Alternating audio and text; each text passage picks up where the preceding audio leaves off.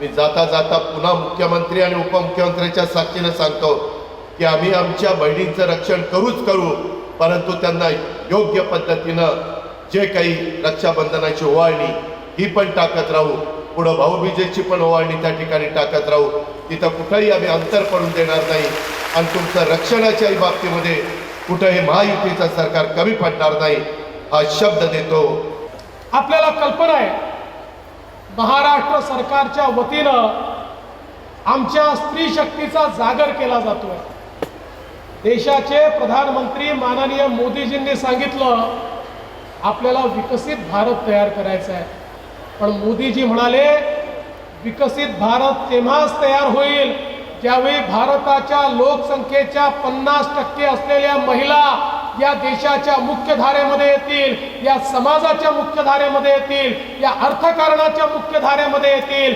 ज्यावेळी महिलांना आपण सशक्त करू तेव्हाच भारत सशक्त होऊ शकेल. आणि म्हणून माननीय प्रधानमंत्री महोदयांनी देखील महिलांना सशक्त करण्याकरता अनेक योजना त्या ठिकाणी सुरू केल्या.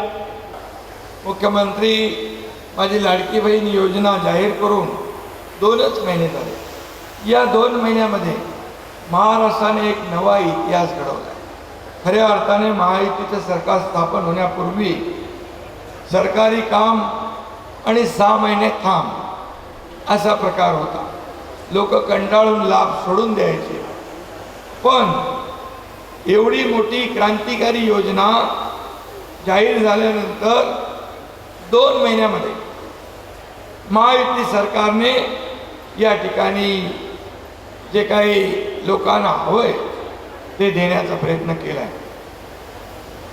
आज माझ्यासमोर नुसत्या माता भगिनी नाही आहे, तर तुमच्या रूपानं ही स्त्री विराट स्त्री शक्ती उभी आहे आणि ज्याच्या पाठीशी या माता भगिनी स्त्री शक्ती आदी शक्ती असते त्याला कोणाची भीती असते की अत्यंत कमी वेळेमध्ये या योजनेची आपण अंमलबजावणी कशी केली.